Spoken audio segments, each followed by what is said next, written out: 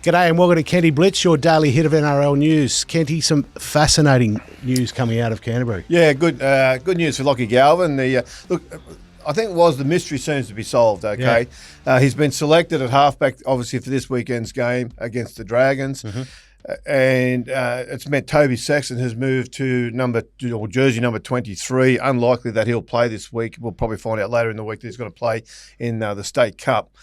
And for some time since Lachie Galvin's arrived at Canterbury, Cameron Ciraldo has been asked about what he's going to do, what his intentions are, how he will use Galvin and Sexton throughout the year. Mm. And he's always said he's got a plan. He's got plan A, B, C, and D. I think what he's done now is unveiled plan A. Mm. And I think there's a Shamus wrote a story in the Herald this morning, which I thought really highlighted what Ciraldo is doing and the sense behind what he's doing. Essentially what he said is when Galvin arrived at the club, it was origin period. Mm-hmm. Ciraldo did not want to introduce him into the team when they were a little bit out of sorts. They were losing players. They lost Kurt Mann, Stephen Crichton, various players to origin, Carraz. And he didn't want to bring him in a team that was already unsettled, under pressure, and all that brought with it. So what he did was he basically nursed him through that origin period, gave him a bit of time off the bench and whatnot.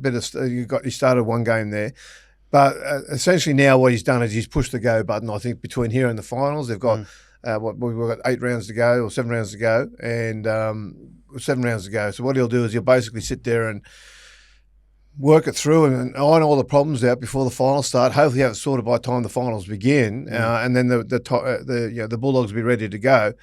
The big thing being, of course, that fairly or not, one thing that's been revealed about Toby Sexton at the club is how much they've struggled to score points. Yep. And that was the intention all along. Like I spoke to someone at the club before Ciraldo even went after Locky Galvin. Yeah, I remember you talking about that and saying there was an issue. They had concerns then about Sexton. The concerns were that he wasn't going to quite take that next step up. And that was before Galvin was even on the radar. That was when Galvin was still being denied by Phil Gould, okay? Yep. And still going well at West, I think. Still going well. That's before he even told West he didn't want to stay at the club. Yep. So that was all part of it. Now, obviously, we didn't know he was going to end up at Canterbury back then, but that was clearly in their mind back then. And that's why I think, when we spoke about this earlier in the season, Galvin presented an opportunity for them when he did what he did.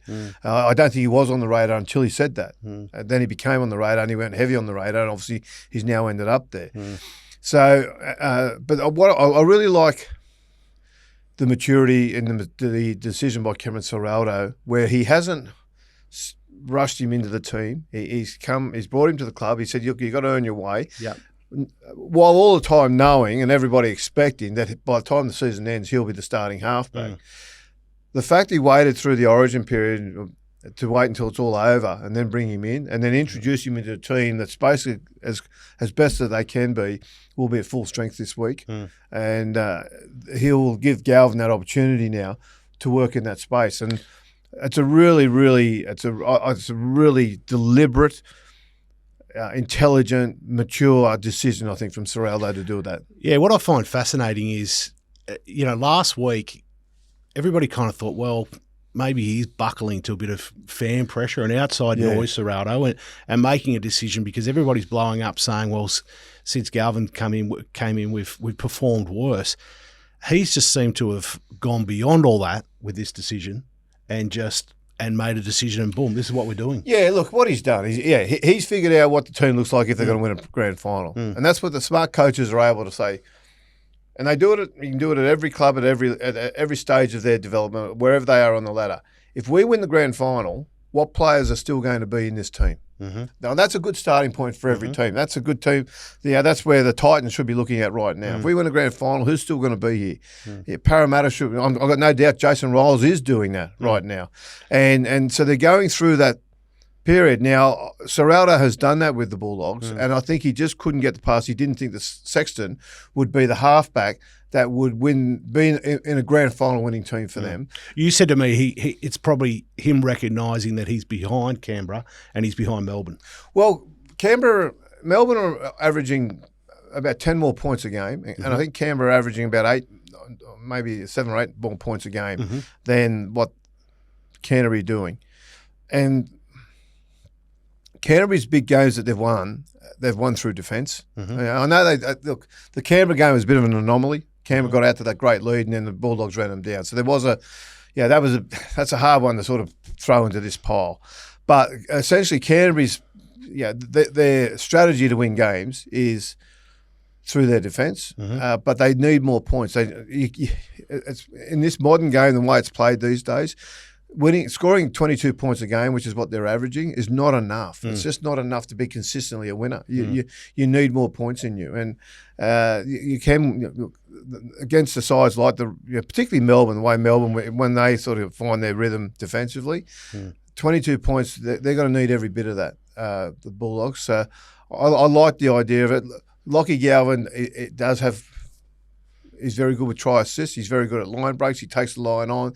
He threatens defences. He makes them worry about him, which then creates opportunities for his ball runners around him. And he's got the ability to play with his ball runners. He's got a nice. I love the way he can get to the line, poke his head through, and slip a ball. Things like that. Sexton has not been able to do that. So from that point of view. This is where they're settled. I'm quite excited to have a look at it, to be honest. I've heard you talk before about how the season's broken up. There's the pre-Origin period, then there's the Origin period, and now post-Origin. Now's when the finals start, right? Now's all the fine tuning. Okay, the Origin period is disruptive, and essentially you've got to battle through. Just get through it in as best shape as you can. But once you come out of that finals period, now the next month, it's Origin period. Once you come through that next month, this next month is going to be, it can take a bit of mentally it's a bit draining because the finals are still so far away. Players are drained after Origin. They've already been playing for so long. They're 17 weeks into a comp now. Started on the 1st of November. So what happens is the next month is a bit of a tough period. And then suddenly the days get a bit warmer. There's a bit of spring smell in the air, and suddenly they can sort of just sense that finals football's coming, and that just naturally picks teams up, picks players up. They get their energy and they get going again. Now's the hard part. Now's the time you've got to sit there and you've got to start. Okay, let's troubleshoot our finals campaign. Where are we going well? Where do we need to improve? And you've got essentially 8 weeks, 7 weeks to work on those areas. And this is where a lot of hard work's going to get done. It's really boring, drudgery stuff. But it's a time of year that can really make the difference come your finals. You want to be coming into the finals knowing you're playing your best football. And you can't just turn up on finals day thinking it's finals now let's go out and play our best. You have to have your plan, which gets done now, and you have to work towards that. It's interesting. I mean, I can't think of another situation where with the team performing so well to make such a monumental change, in their season and turn their players over. I think it's fascinating. I'm really going to look forward to seeing how it's going to play out. I think Canterbury get better. Yep. Okay. I've got no doubt they get better as a team. So that's a warning to everybody else, isn't it? Yeah, very good. Mate, the other interesting thing to come out of Parramatta is Dylan Brown dropped. Yeah, dropped. That's it. Yeah, well, look, it might not be it, depending on injuries, but... And again, very mature decision by Jason Ryles. He called him in. He gave him an opportunity before the June 30 deadline to go to Newcastle if he wanted to. Dylan Brown said, he elected to stay at Parramatta. You surprised by that? Well, look, in one respect, yes. In retrospect, after seeing what's happened, look, in one respect, though, I am. Like, generally, when a player wants to start a new contract, he wants to get. They generally want to get on with it, particularly with Parramatta not looking like they're going to be a finals contender. Yeah. So, in that respect, I was a little bit surprised, but then you hear what kind of man Dylan Brown is. That didn't surprise me that he wanted to stay and finish the job, so to speak. But Jason Ryles did sort of lay it all out for him. He was up front. There's been nothing dishonest about any of their conversations, and he's told him where it sits. And Dylan Brown, to his credit, he understands that and accepts that. And we had the same discussion earlier in the year about why would you keep Dylan Brown if you know he's going to go elsewhere, and would you continue to play him? Remember we had this conversation because why would you continue to develop a player who is young and still in a developing age? Why would you continue to develop him if his best football is going to be played at another club? Now, Ryles has recognised that, and he's also recognised that his players who are going to be there next season, Joash Papali and various other players, Talon de Silva and whatnot in the halves. He needs to have a look at him. Hooker, sorry. Yeah, they're going to, and was it Riley Smith? Well, the interesting thing for Ryles is it gives him an opportunity now to see these guys for 8 weeks and to see what he needs to do at the end of the season, what players he needs to bring in. That's true, but it also gives Ryles the opportunity to just give them a taste. Yeah, and blooding a young player in NRL, your players have this ability now to come in the game and just really kick off. But there are some players, and unfortunately our memory plays tricks on us. There's a lot of players who come in and don't quite handle it or handle it for a couple of weeks and then go off the boil a little bit. Particularly when they're young, right? When they're starting, it's a big step up. The week-to-week intensity is the hard thing. Yeah. It's okay for a player to come in game one. Yeah. He's up. His family are there. He's making his first grade debut. He's up. He goes out. He plays well. Then with a good performance comes pressure and expectation. Everybody talking about it. Everyone saying how well he's going. Then he has another good game. But then when it all starts to die down a bit and the intensity doesn't die down though, he's got to find it again in week 3 and then week 4 and then week 5. And suddenly by week 5, he's struggling to maintain that intensity that he got that natural high from in those early games. And that's where the player can really start to come off. And that's where the coaching has to come in.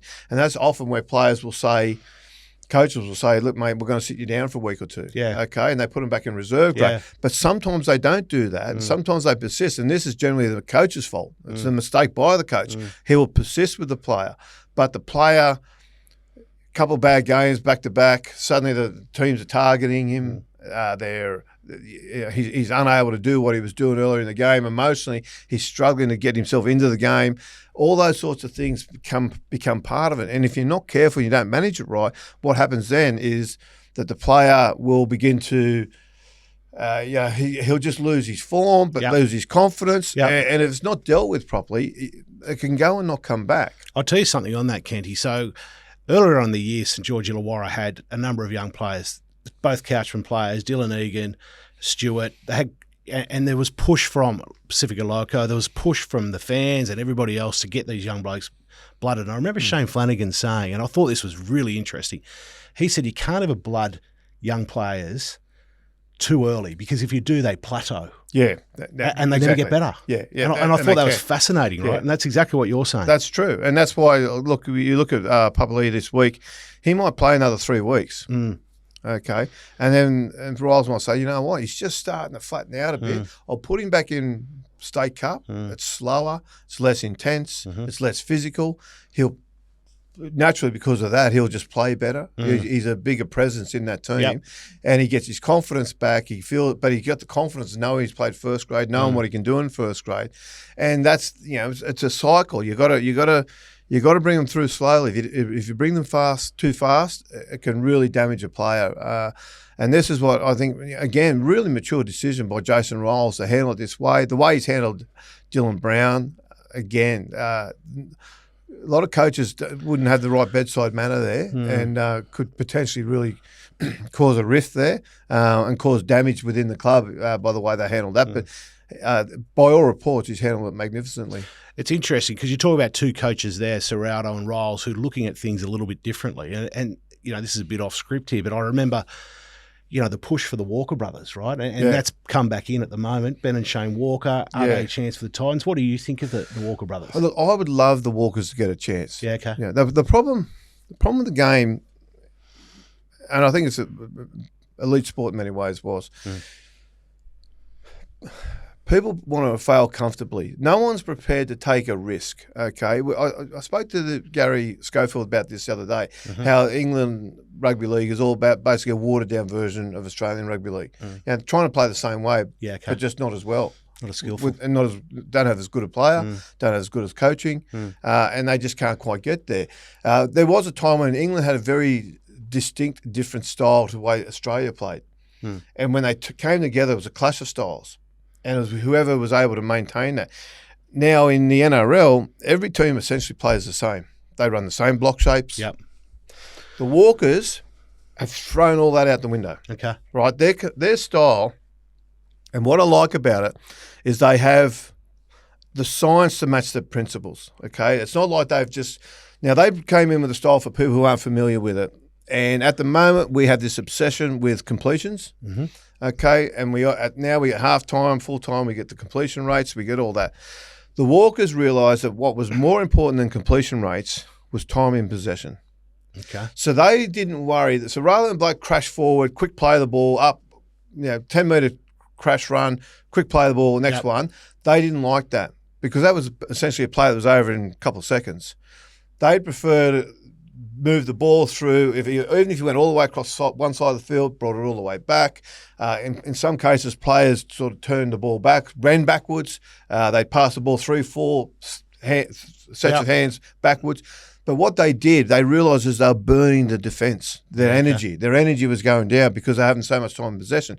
So what they would do, they would have games where their completion rate was below the opposition, but their time in possession was like 60-40 or 65-35. That's massive. Yes. Now that tells in your defensive efforts. So that's the core principle of essentially how they wanted to play. Interesting. Okay. Now out of doing that, again for people who don't know, they got a job when Ipswich was the least financial club in the Brisbane Rugby League in the Brisbane State Cup. They went to or Queensland Cup it was, sorry, but they went to them and said, look, we'll do the job for nothing. Mm-hmm. And now, because Ipswich were broke, Ipswich said, sweet, go ahead and do it. Sounds like us. It sounds like us. Yeah. And so they went and did that. They won the competition through that. They said, we'll coach, but we coach our way. Ipswich basically had no choice. The Ipswich Rugby League Club. Let them do it. They won the comp. Yeah. Now, what's happened is, now there has been some of those ideas that some NRL coaches have looked at and said, okay, we're going to pinch that, and we like that. They haven't taken it. Anyone has taken it fully on board. Yeah. The Walkers insist that their style will work in the NRL. Yeah. Some clubs have gone close to they've had interviews with clubs, and they haven't been given a job. They've again said to the Gold Coast they'll take the Gold Coast job. I'm sure they'd look at the Newcastle job if they could get that. If you're the Titans, you put them in? Look, it's a big step because it could be a spectacular failure. Okay, because there's enough smart people in rugby league who can argue the game much better than we can, who will tell you why it won't work. Okay, but all we can say is the way it has worked. It has worked, and the other thing is the Titans, it's not working. Yeah, and the other thing is too was I don't believe that this style of rugby league we're playing at the moment is the only style that can succeed. Yeah. Okay, but what we've got is we've got all these cookie cutter coaches. Okay, and that's the big problem now. That if the Knights go out in the market, if the Titans go out in the market, and if whoever else goes out into the market for players, particularly tactically, a lot of coaches all want to coach the same. They want to coach what they've learned at other clubs, and essentially they're just repeating the playbook. And that's where I think you're looking at coaches now, where the great inroads in coaching in recent years have come, is Cameron Ciraldo, who went and just basically redid his roster, has invested heavily in his junior development pathways. You look at what Canberra have done. They've gone out and, again, they've gone into their pathways. All the changes in coaching has not come in styles or tactics. It's come in how the clubs have assembled. Jason Ryles is doing that at Parramatta now. He's trying to get a squad together. That's one thing the Titans haven't done well, and I don't think Newcastle have done particularly well either. But certainly from a style point of view, I'd love to see the Walkers get a chance. Most clubs, I won't name a club, but most clubs would rather pick a coach who they know is not going to win and will get them to 8th or 7th spot. And that's where they'll finish. They're not going to do any better than that, but they won't finish any worse than 10th. And by doing that, the board's not under pressure. That keeps them in their blazer. Okay, takes the pressure off the board. They can put all the failings onto the coach. Whereas if a team goes out and says, listen, we're going to put the Walkers in, we're going to give them a chance, and when we know they're going to play a style of footy you guys have never seen before, the NRL has never seen before. But they know that if it doesn't work, the blowback will then come on them, and the fans will turn on the club. And the clubs, that's too much pressure for them. But I think there's enough. If you sit down and listen to Ben and Shane talk, there's enough science behind the principles of their footy to show you that it can work. They might have to make a couple of adjustments here and there as well, but certainly the game could do with a fresh injection of how to play the game. Yeah, it's interesting because... And I'll tell you one thing, just for you, one thing too, is this whole 6 again thing, that the NRL has come up with since the Walkers won that grand final with Ipswich, it plays right into their hands. It makes their style even better. Yeah, right. So again, that is something that I would love to see a club, be brave enough to take on. And restarts from the goal kicks was theirs, the short restart, that was their idea. Well, again, they went by the short goal dropouts and things like that. Yep. They went to that and they realised a couple of things there. One, they were generally a 50-50 chance, if not better, of getting the ball back. So actually, rather than having to defend, they were going to get the ball and be able to, again, time in possession, attack. Two, they were prepared if they didn't get the ball off the short dropout. They realised that even though they were pressing the try line, and this is what a lot of coaches understand as well, is it's not as taxing defensively. If you're defending your try line and you've only got to go back 3 metres on each tackle because they're 3 metres out from the try line, rather than kick it 50 metres and having to keep coming back 10, which they generally march upfield anyway. By the time tackle 5 gets there on your 10-metre line anyway. So they just sat down and said, well, let's just take these little 3-metre up and backs. So therefore we are... we're not taxing ourselves by running 10 metres up and back every time, okay? And the other part too is they actually encourage quick play balls by the opposition. Yeah, right. Okay, they're not laying all over them trying to slow it down like we see with all this wrestle. Yeah. They're getting off them because, again, why? Because they want them to get through their set of 6 as quickly as possible so they can get the ball back. Interesting. So what they were finding that they were letting teams get through their set of 6 in about 40 to 50 seconds because they would just, boom, straight off them, quick play the ball. Team thought they were having a riot. They were just going through off a quick play the ball. But then the Walkers team would get the ball and they would take forever. They'd go 2.5 minutes with a set of 6. Yeah, right. You know what I mean? I remember Chris Anderson tried that when he came back to the Roosters and he tried the one marker thing. It didn't work. Oh, that was different, yeah. Yeah, a little bit different. Yeah. I mean, the interesting thing about the Walker boys, and it's a little bit, we talked about the apprehension, I guess, of the boards and the clubs to choose that. I mean, I always think of a guy, Michael Checker, right, who was at the Roosters as an assistant coach, former head coach of the Wallabies. I know it's in a different sport, very similar, but I've spoken to some Wallabies and they say he's the best man manager they've ever had. Yeah. Yeah, I'll give you a really good recent example. You look at this recent Origin series that just went through.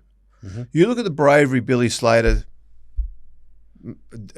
showed with his sacking the captain, bringing back Papali'i, bringing in 2 rookie centres. You look at now they could have blown up in his face, but he knew his job well enough to say, you know what, this is what I want. Alternatively, New South Wales clearly had injured players. Clearly, they were unable to train. They went in looking sort of undone, half done, and didn't have the fortitude to go, you know what? Yep. We're going to put you down on the sideline, mate. We're not going to play you because we need you to train and we need to be up. This is a game 3 decider. We need you guys. Instead, New South Wales had this really passive camp because they're all hurt, they're all injured, they're all doing light duties, and it showed. It seeped into their mentality. That passive preparation seeped into their mentality. But there was the bravery of Billy Slater to say, you know what, I'm going to make a decision which I'm either going to live or die by. It was one way or the other. He was prepared to make the decision. New South Wales wasn't prepared to make the decision, okay? And look what happened.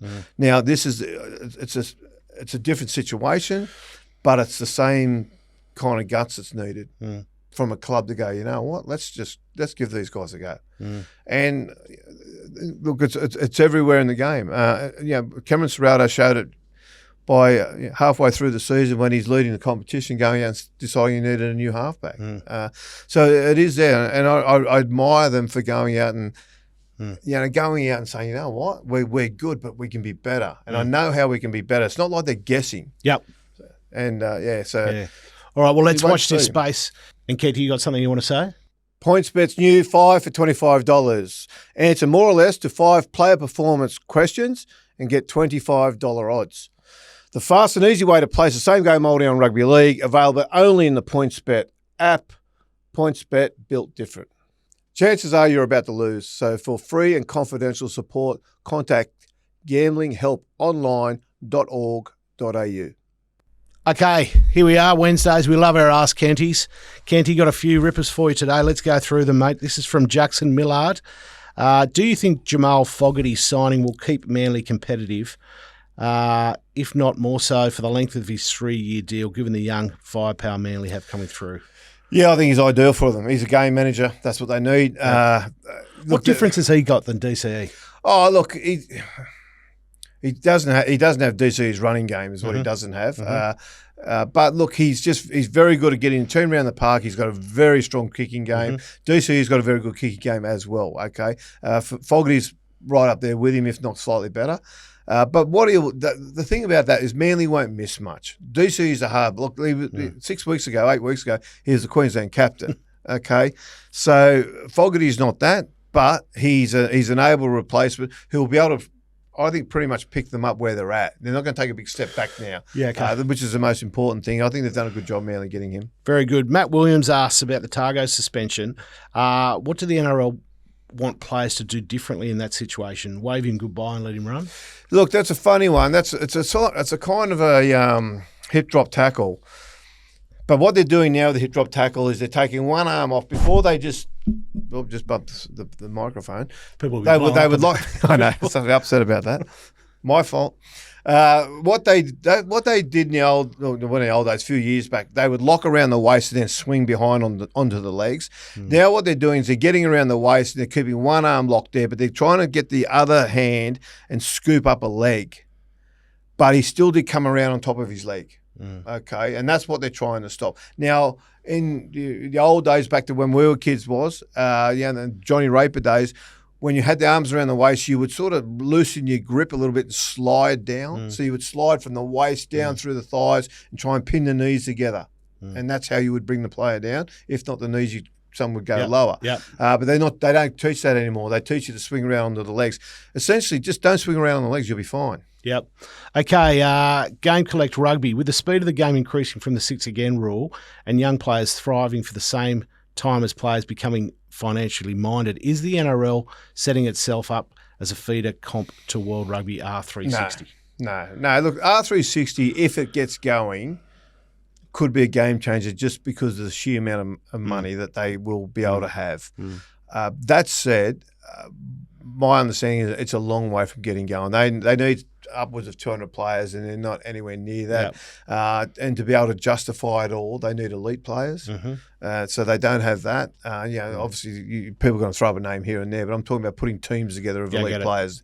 They're not going to be able to do that. So there's still a long way to go. If they get up and running, certainly, the NRL is recognised now throughout the rugby world for the quality of athlete that comes out of it. So it's not going to be a new situation for the NRL. I think the other thing is, rugby in Australia was powerful in 2003. Since then, rugby league has taken off, particularly post-COVID, right? And now with the new broadcast deal coming up, these players are going to get paid more than ever. So all of a sudden, the threat of players going to rugby isn't as strong because of the competition here, and rugby here is not what it once was, and rugby league's taken over. Well, every club now has got $1 million player, just about, just or about every club. And I reckon by the end of the next broadcast deal, you'll probably have 6 to 10 players in every club on that. So there's going to be a lot of money coming in with this new broadcast deal. Yep. Stuart Reid, Kenty, who's your favourite Kiwi rugby league player? All time, or now? Both. Let's give us both. All time, Mark Graham. Yeah, right. He was Sonny Bill before there was a Sonny Bill. Yeah. And right now, I love what James Fisher Harris is doing for him. Yeah, okay. Yeah, he's just a menace for opposition. He drives the principles. He drives the hurt in the team. I like that about what he does. Graham is a blast from the past. Well done. Andrea Deck says, Kenty, love the pod. Why do you think the Raiders aren't offering Papali another year? Yeah, it's a tough one. I have not spoken to Ricky Stewart about this, but or Chimes. Chimes is his manager. Chimes is his manager. Yeah. I essentially think it is because you just under the salary cap, you can't have them all these days. Yeah, he's on a lot of money. He's on good money, and they've got so many young forwards coming through still.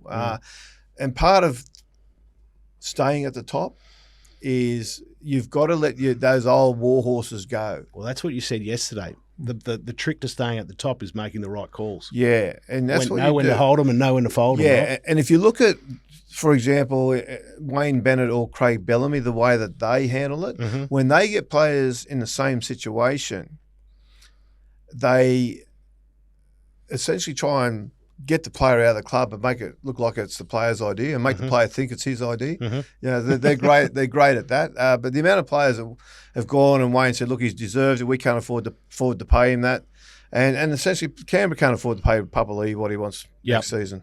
John Kenty. I don't think it's the John Kenty. No, because he's dead. Okay. So I'll tell you what. Let's hope it's not. We have an exclusive if it is. Kenty, I'd love to get your thoughts from the dead. I'd love to get your thoughts on how the bottom or otherwise average teams can become relevant again. I'm a long-suffering Dragons fan. I just added in that long-suffering. He says, I'm a Dragons fan and I can't understand how the club has been so mediocre for so long. Look, it's got to come. It's about getting your recruitment and retention right. They've just made it. Daniel Anderson, coming in there, and he's a great appointment. Okay, but it's about getting that right. And I say this, and we've spoken about it this week in regards to Newcastle, what they're doing up there. You've got to get your cap amount. You've got to get your payments right. The minute you start paying overs to get players to clubs, and that's why there's a false tax in the NRL, which I'll speak about, and everyone ignores. Okay, and the false tax is the bottom clubs have to pay roughly 10% more to a player to get him to go there because he knows he's not going to win many games, but he'll go there for the money. The tax works the other way at the top clubs who can afford to pay a little bit less because you come and play for us at Melbourne or Roosters, your chance of winning a grand final. And players will take less to think if they think they're going to win a comp. So there's a 15, maybe 20%, 15% at least difference. It can be, and it varies obviously individually, but there's certainly a tax there. It's a secret tax. It's an unspoken tax that nobody wants to address. But the way you get out of it is you do what Canberra have done now, which is a couple of years ago they made a decision. You know what? Let's just go out and get good kids, give them great coaching, bring them through. Canberra were hopeful next year was going to be their year. These kids have come through quicker than that, but they've done a great job. And that's what Saints got to do. Saints have let good players go and they're keeping bad players. It's as simple as that. Aquaboy68 asks, Kenty, what do you think of the Tigers players slipping all over the place in their last game? Surely it's basic gameplay to wear the right studs. My old man, who's also passed away, always talked about bloody long studs and going out there and changing it for the occasion. I watched the game with a couple of mates on Sunday and they're mad Tigers fans, right? Yeah. The accountant, Adam. Mate, honestly, and they were blowing up about it, right? And at one point, to that point, Warren, at one point, one of the Tigers players got tackled, and when he was getting up, you could see the bottom of his boots, and they were just caked with grass. And I said to Adam, I said, mate, why wouldn't you just sit there and why wouldn't you be pulling all that grass out? Like their awareness is probably the problem. Their awareness of how crucial getting the right footwear. It stuns me. The other thing is too, players love nothing more than a freebie, right? So when their sponsors send them a pair of boots, and it might be a pair of Moldeds, and they're going to a bog ground like Auckland, they won't go and pay $200 to get themselves a pair of screw-ins, right? They go, you know what? They might ring their manager and ask the manager to drive across town to get a pair for them. But if the manager hasn't got time to do it, they'll say, bugger it, I'll run the gauntlet and I'll just wear Moldeds this week on a ground like that. Well, I don't blame them because all they fell over constantly in that game, though. Have you seen the kids on the side saying, give us your boots? Well, what's going on with that? That's the other. Well, but they get them for nothing. Yeah, okay. They get them for nothing. Okay, right. But it was noticeable on the weekend how often the Tigers slipped over. Okay, a couple more quickly. This is Zach from Perth. Will the Perth Bears? I'm going to change this question. He says, will the Perth Bears have to pay overs for players? I'm going to say, how much as a percentage more do Perth Bears have to pay for their players? Yeah, I'm worried about the Bears recruitment. I'm worried that. Why hasn't it started? What worries me about the Bears recruitment is Mal as coach and Ezra Howe, who's likely going to be his recruitment guy there. When they were at the Titans, they had a history of paying overs for Tino Fasua-Malawi, David Fafita, and the big names they got there. They had to pay overs to get there, and they were unable to convince them around really anything else, find any other attraction to make them take market price. They had to pay over market price to get the big names there, or they had to go for players like Kieran Foran, who was near the end of his career. I'm worried the Bears there'll be too much of that, and if that happens, particularly if they first 5 or 6 signings are all well over the cap, not well over cap, well over their like their salary cap sort of worth, then they're going to be in trouble getting the rest of the squad together. It's going to be a real science to put 30 players together in 18 months. It's going to be a real test. Now, Wayne Bennett knows his footy. One of Wayne's great secrets is his ability to understand a player's worth and say, we're not going to pay any more than that for this guy. And they had players who walked away because they wanted another 100 grand or 200 grand. The Dolphins, when he was putting them together, said, we're not going to go there. So they lost players because of that. It's the discipline of saying no. 2 more. Will Rogers, Kenty, thoughts on the drink water smack to the chin by kick out? Will Rogers is also dead, the old cowboy, the Hollywood cowboy, so he's also dead. Yeah, okay. There's a lot dead today. There's a lot dead today. Hopefully not anymore. I thought there was not much in it. Okay. I didn't worry me too much. Yeah, if you're talking about the try there, look, he certainly. It's interesting. So I think if he stayed down, I reckon they would have got a penalty try. Yeah, but Warren, if he stays down, he also has to go for an HIA, and they're trying to win the game. True, so that's what I like about that. All right, last question. This is from Sunny Bill 69. What is Gal's tactics going in tonight's fight versus me? And who will win? I don't know if it's the real Sunny Bill. Okay, probably not, but who will win? Look, I don't know who's going to win. And are you going to watch? Am I going to watch? I'm not going to pay for You're it. definitely not going to pay. I'm not going to pay $70 for it. Mate, it's my pride. I can afford the $70. Yeah. As busted as I am. No, but I can afford the $70. But it's just my pride. Stan sponsorship. Stan? Come on. But I'm not going to pay to watch it. I think if Paul Gallen can walk forward in the fight, he wins the fight. If he can't walk forward because Sonny's hurting him with enough punches to stop him walking forward, then Sonny wins the fight. And I think Sonny Bill first round knockout's an option. Paul Gallen 8-round points is the other one. There you go. That's a bonus points bet advertising. You said to me yesterday when we were talking about it, you said about the chins. Just run that through quickly. Well, I just worry. Look, the one you can't put muscles on a chin, and once your chin's gone, it's gone. Okay. Now, Gal had a great chin. Fought Mark Hunt, stood up to him as good as Mark Hunt had given it to anyone. But in his last fight against Justin Hodges, who's could handle himself a bit, but was not a boxer, he was a footballer, he wobbled him. And I thought, I hadn't seen that out of Gal before. And I know that Sonny's been clipped a couple of times as well. Sonny had a fight in Townsville that was not highly publicised, but he got knocked down, which they ruled a slip, but he was definitely knocked down. So I think both their chins are gone. Whoever lands first in that regard probably wins the fight there. So get a bet on early rounds. 2 more things, mate. Wallabies, Lions, Saturday night, you watching? I didn't even know it was on. So. Okay, well, they are playing. I think the Wallabies are a chance. And I just want a quick throw out to my daughter who turns 18 today. Congratulations, Millie. You've got an 18-year-old daughter. Any points for me, mate? Mate, actually, no, enjoy it. I love it, mate. She's great. Very good. Anyway, happy birthday, Millie, and thanks very much. We'll see you tomorrow.